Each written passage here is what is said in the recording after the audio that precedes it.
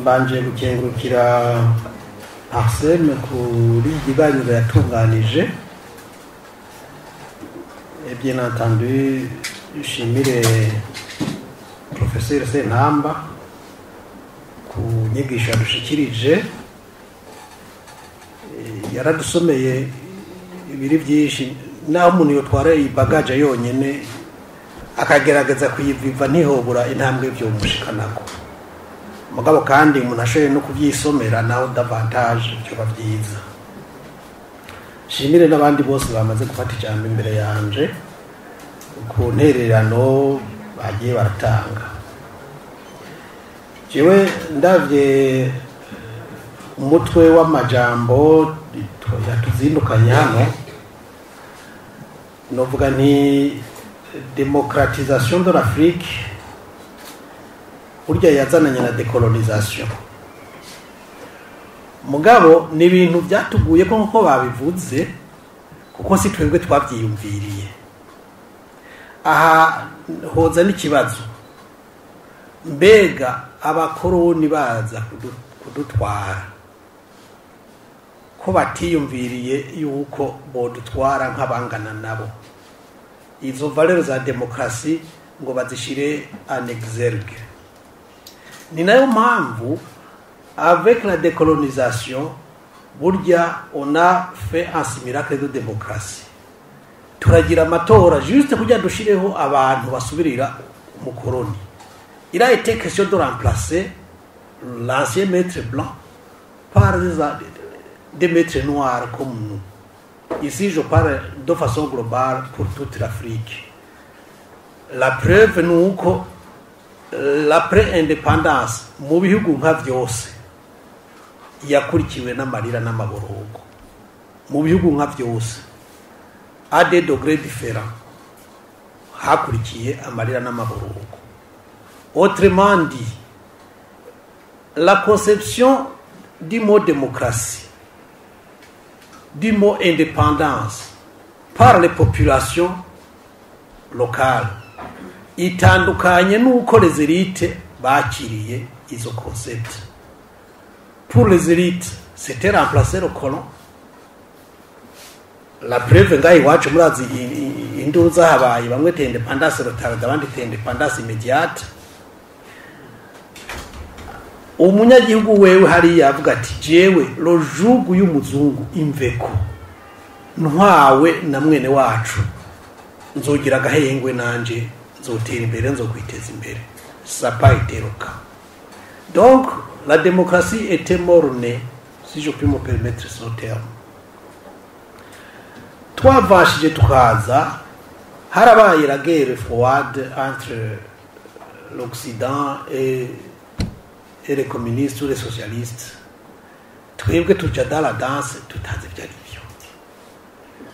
Et cette guerre froide niyo yabaye intanduruko y'amakuru d'État ici et là sur notre continent. Et ce coup d'État là nizaje zizanye n'ubundi démocratie, zaje zifavoriza un groupe y'abantu. Le problème rero, même avec le renouement avec le multipartisme, naho nyene ça a été fabriqué ailleurs, barabitwemboza. Uyu munsi turi dans des identités sectaires zitwa imigambwe, turi dans des identités sectaires zitwa amoko. Ntabwo turi muri identité nationale yuko turabarundi, kuko twitawe ko turabarundi twese ibi bibazo tubona twokwicara tukabivuganako. Mugabo uno munsi mwese murazi ngora n'igitoro, ça nous affecte tous. Mugabo hari umuntu ukivuze acavuga yuko wewe uri kuratoka intwaro. Et pourtant, on galère de la même manière. Uvuze la pénurie y'ibinyobwa avango ni gipinga. Et pourtant, tunyotegwa kumwe kandi les causes z'iyo pénurie ayifa twese kumbure turahazi. mugabo la partisanerie fera que je numva yuko ibi ndabisagasira naho naje bimbabaza me turafise ubutegetsi nta ngorane mais les dividendes nizihe c'est ça le problème rero jewe ndavye le thème novuga udupoint tubiri point ya mbere nous avons une crise de leadership et malheureusement elle n'est pas d'aujourd'hui nous avons toujours vécu muri iyo crise kuko intwaro ntigomba kuba umuzigo ku banyagihugu ahubwo igomba kuba ikintu kiremurura abanyagihugu mugabo ngayi wacu amakori turadugirizwa ko mugabo imishahara ikaguma ari yayindi waza kuraba l'inflation nayo usanga en fait umushahara sina wa wundi ahubwo warakorotse kandi ugumukoroka au rythme de l'inflation rero ivyo nivyo bibazo burya twari dukwiye kwicarira hamwe n'ibindi byose nk'abarundi tukaraba dukora iki nituje gutakaza umwanya gusa twiyumvira ingene tugungana mu matora ingene ducengana ingene tugira gute kuko umenga niyo preoccupation je suis certain yuko abarundi gutwagwa na Leose canke Olivier c'est pas un problème magabo nicuza ko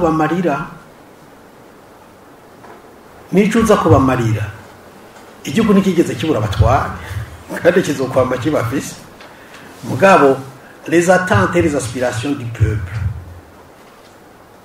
ubutegetsi nabwo buzikorera akazi akahe twovuga démocratie tugasubira les bons principes niki mais tant que les pouvoirs publics zitaza zireponda ku ma préoccupation y'abanyagihugu la démocratie va rester en vain mot nizo institution ntizishobora institution kugira zibe forte d'abord il faut yuko zibamo abantu bafise des caractères forts none quels sont les critères no munsi kugira ngo abantu babe mu bibanza isigura quels sont les critères aho ni kibazo jewe sinzi c'est juste une anecdote quelqu'un un jour agenda gupasa kibazo muri OBR un jeune ingénieur arafise nka 90% ikibazo aragitora avec brio hanyuma ati rero ni mugende muzoza pour l'interview. Il vient pour l'interview le jour désigné amago kibazo cyane bamubajije umunyamabanga w'umuganga muri commune ninde ati sensera mana wenzi ngo genda uzogora ko wamumenye ibyo bihuriye he mu byukuri donc wewe tito prive y'abakadre bari bafise des compétences ziri avere uravye les résultats bapuvye mukabo gushaka debilita kubize bitugeze je un jour twari muri dans un atelier quelque part hanyuma ndavuga ndi burya rero turafise ingorane none ibigenda gute ubu habo kwitiranya igihugu n'umugambwe ubundi mukorege député arambwira ngo no ngumenye ngo tumugambwe watsinze eko no kuri kwimana mwaratsinze nimba mwaratsinze nta problem mugabo igihugu kirimo ibintu byinshi kirimo imigambwe kirimo société civile kirimo abanatana kimwe barimwo ya clergé ya sosisola none igihugu mukire twije ku mugambwe wanyu le reste duca tubiki vous comprenez logique imeze gutyo iyo bishobora kugira les institutions fortes twozironka ikindi kuri iyi problème nyine ya leadership iyo amatora ageze comment constitue-t-on les listes jewe no kuri kwimana nimba bashobora kubyumva ubu bafise byose barabigira bakabigirura mugabo n'imiburiburi ntiboze borganiza des élections primaires abantu bitorere abazoja kugira competition n'abandi vyofasha. Jewe en 82 niho natora ubwa mbere, yari amatora y'abashinga amateka abaye inyuma y'iseswa n'amashinga amateka yo muri 65. Vous comprenez ko wari umugambwe y'iprona. Mais je vous dis sincèrement, ayo matora yaratunganijwe neza ku buryo bo bigira ini pratique mu migambwe yose byoheza bigafasha. Ijonjora ry'abakandida ntajyo nzi, mugabo bamaze kugira rero list bazana abo bakandida nimba ari 10 pour la province X, no kuvuga batanu bazoza gushija n'aba suppléant babo. Umwe wese yamonta au podium, mwese muri kumwe akavuga ivyiwe wundi gucyo hanyuma hageze gutora jewe l'électeur na point na sur 5 non domoshwa bivanye n'ivyo babandi bagize gute bavuze. Vous serez par exemple étonné ko nk'Imuramvya murazi bari baragize bakwe kwiga, il y avait des ingénieurs, harimo aba ministre yari gifatanya na Mwaro icyo gihe. Mais il y avait un administrateur byari byaragoye yari musanteri we kwa commune Kiganda, yarumviri kigere bavuze ibi diplome n'ibiki, ashitse kuri podium ati jewe nitwa naka kandi muranzi gose, ati je ntwara ya commune yamibateramisha ku radio abanyagihugu uti wo dushaka rero nimwe n'uyu. Urumva ama diplome deja aramaze kuya déclasser un tout petit peu.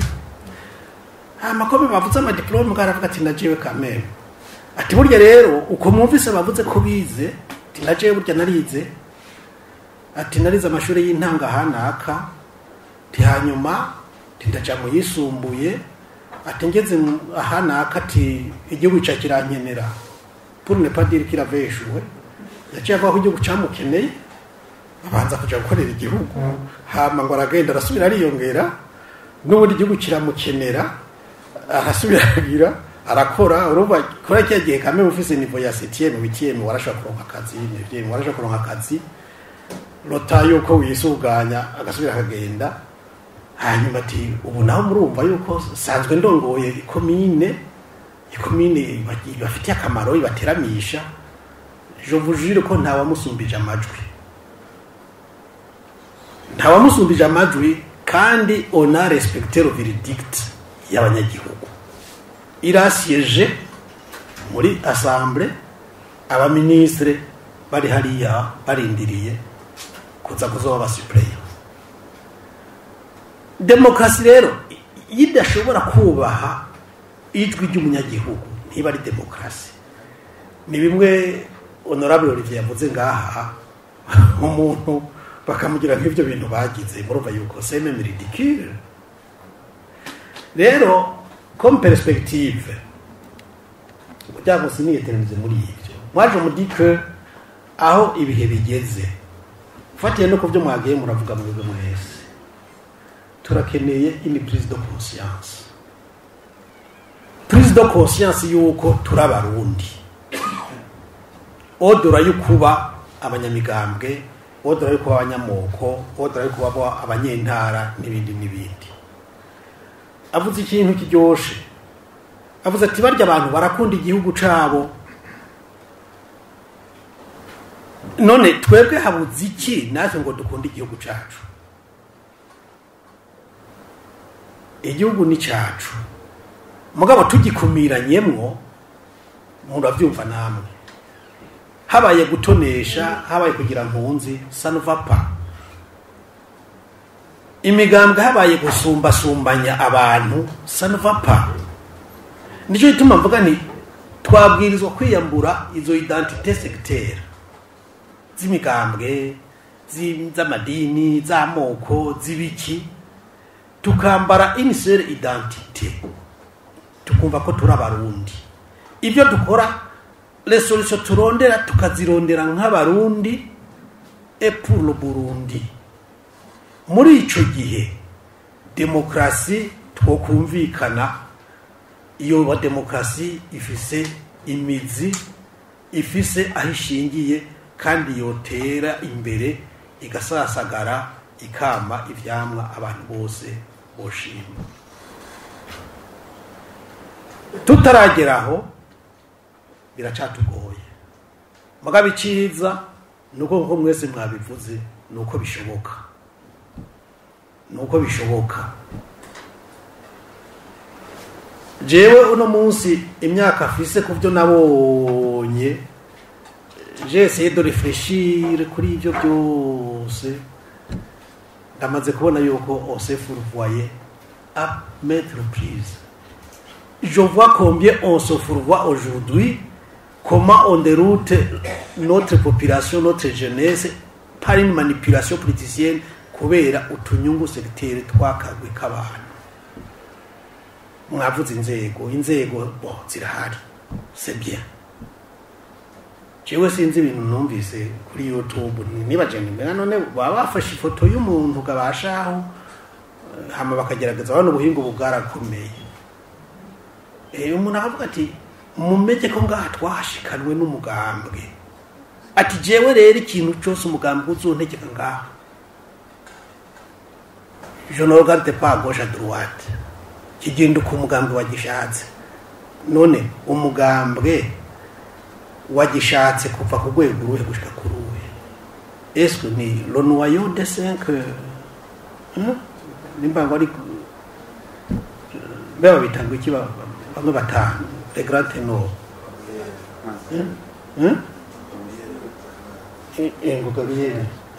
ngo les sages hein? Ok. Donc 5 sages burya mu gihugu cyose vous allez me dire yuko atabandi boshobora kugira ibyumviro byoshobora kunganira abo bantu. Alors nimba les 5 sages ibyo bashatse ari byo biba mu gihugu institution zo bazimaziki kw'igihugu kigengwa na institution inzego z'igihugu nizo zikiyobora igihugu ibindi biza byunganira ivyo nivyo nyene mugabo inzego z'igihugu nizo ziri responsable avant tout.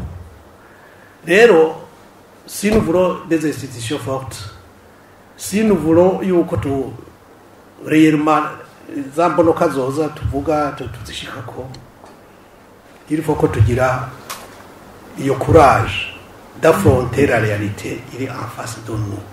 Hari ibibazo multiple bimwe byatejwe nuko nyene la gouvernance yabaye uko yabaye kandi nawe wimene ivyimba abantu bemere twicarane ya critique di dialogue nitwemere tuje hamwe ibibazo tubicoce nimba ari kibazo cyo kuntu intwaro yoba au service du peuple tuvyigiye ko turabe ya définition ya Lincoln hariya. Est-ce que nous avons un peuple burundais à l'état actuel des choses ou bien nous sommes un amalgame y'ama identité ku buryo bica bigorana. L'identité nationale twarayiperze au profit des identités sectaires partisanes et consorts. Iyo rero tutagize iyo effort tukaguma turaba gusa ngo ni nyungu ngo jewe ngo ndatunze ngo n'uyu mugenzi wanje ko twebwe dushobora kuntumbaze tuze turaraba none abana bacu abuzukuru bacu nabo bizogenda gute. Nous avons 63 ans d'indépendance soi-disant 63 ans d'indépendance turacari sous tension. Je twama tuvuga ngo igihugu kiratekanye très bien mugabo barundi ndutekanye. La preuve muraraba ibigwanisho bisirikira abantu bagenda bafoye ibikoho uko bangana mu gihugu. Buri gihugu gitekanye Maroc niyo twoza turahura namwe barabara ama mitrailleuses niki aho tusubiye hamwe hakera hakiri imfyisi n'icyo abantu baca mu mashamba. On était obligé de se déplacer umuntu afise icumu. Kera ntibagenda n'icumu kubera bicura umuntu, bagenda n'icumu kukwicura ibikoko. None muzi ko atabikoko bihari pourquoi devrions-nous circuler arbora des armes lourdes de consort? Pourquoi? Nimba tuva ko turi mu mahoro. Mukabe ivyo vyose justement tuticaranye ngo tubivugane, d'abord ngo tubanze turibere imitwe yacu. Duhana agaciro twese. Biracagoye. La démocratie rero idepanda no kuri ivyo vyose. Mais j'estime yuko nkuko n'abandi babivuze, un débat sincère et constructif yotuma dushika ahantu tugera muri démocratie. Izo institutions zikaba des institutions dignes de nom, des institutions fortes. Amatora ntabe amatora do façade, akaba amatora yodutorera indongozi vy'ukuri, atadutorera abaza kuturemera. Birashoboka. Nakigoro ni privation bamwe n'abandi bashobora kugira. C'est sacrifier son amour propre pour l'intérêt de tout le monde. Iyo effort abantu bashatse kuyikora, na cyane ko tuvuga yuko twashize Imana imbere, n'Imana yoca ijamwo ikendereseda bikaca bigenda neza. Mwakoze ku mahanga.